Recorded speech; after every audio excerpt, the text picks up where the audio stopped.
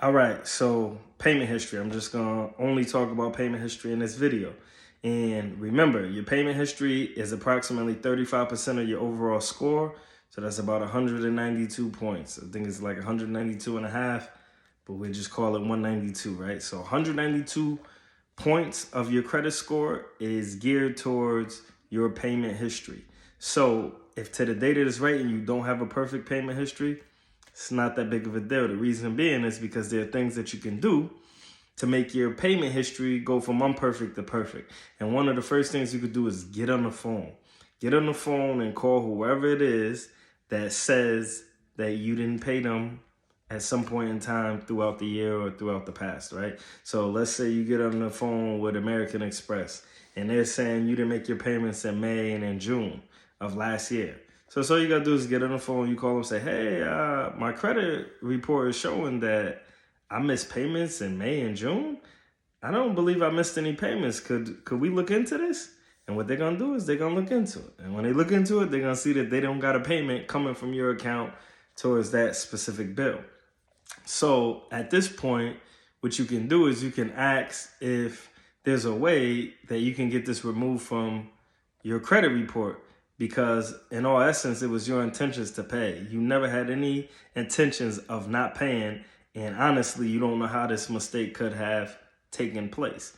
Now, at this point, I'm not sure what they're going to say, but I'm pretty sure it's going to go something along the lines of, if you make the payment, we can then rectify this as no longer being a missed payment.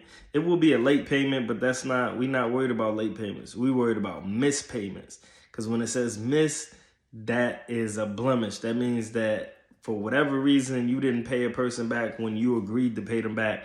And that is really important. So what we're going to do is we're going to be prepared, right? So before you get on the phone and make this call, before you call yourself trying to adjust your score, you have to be willing and able to make that missed payment the day that you call, right? And the reason being is because when they ask, they say, okay, well, if you make the payment today, I'll go ahead and, I'll take that missed payment off right now. That's good, right? That's good for your score, but that's bad if you can't make the payment. So the first thing you gotta do is make sure that you got the money to actually pay it, right? And the second thing you wanna do after you get the money is you wanna have a decent excuse, right? You wanna go on there and basically say that this has happened on a couple of your other accounts because your debit card was lost or your debit card was stolen and there was potentially some fraud on your account. So what ended up taking place was your bank canceled your debit card.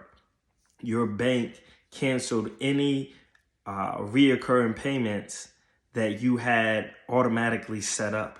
Thus is the reason why you missed your payments in May and you missed your payments in June. Otherwise, you would have paid, because as far as you're concerned, you did pay. And I don't know how you're the only creditor that I forgot. You're the only credit card, or you're the only car pay. You're the only person that I forgot. The only company I forgot to rectify the situation with. So I'm striving to rectify it now, which is hence why I say you got to have the money, and then you just got a decent excuse. And your excuse could be that you were in the hospital. Maybe you were sick, right? Maybe you were sick to the point where financially you couldn't handle your responsibilities because of your car accident, right? Or because of your illness, whatever it is, something you were hospitalized. You weren't sick, you were hospitalized. Or you had COVID. If you had COVID during this time, you're excused. You're excused, right? But you have to have the money to pay right then and there. So in terms of your payment history, that's how you clear up your payment history. That's how you get it as good as you can get it outside of actually paying. Well, you got to pay it. But if you happen to miss something before, this is what you could do now. Moving forward, my suggestion, and I suggest this to everybody, is have a set amount that you're willing to pay every month, and have that as like just your automatic payment. So if you know you can pay one of your credit card bills $100 a month, just pay it $100 a month. You don't have to pay off the balance in total. I suggest that you pay it off in total so that you don't have to pay interest. But everybody's situation from a month-to-month standpoint is going to be different. However, you have to pay at least the minimum balance. And depending on how high your balance is, that minimum may change. So my suggestion is like I said, make it $80, make it $100, you know, somewhere around there where you know that every month a guaranteed portion of your income is going towards this bill so you can pay it down. But ultimately, you want to pay it all the way down. And you want to make sure you do that because your payment history is the most points. So, like, tackle that. That's the best advice that I could give you in terms of your payment history. That's how you can increase your payment history.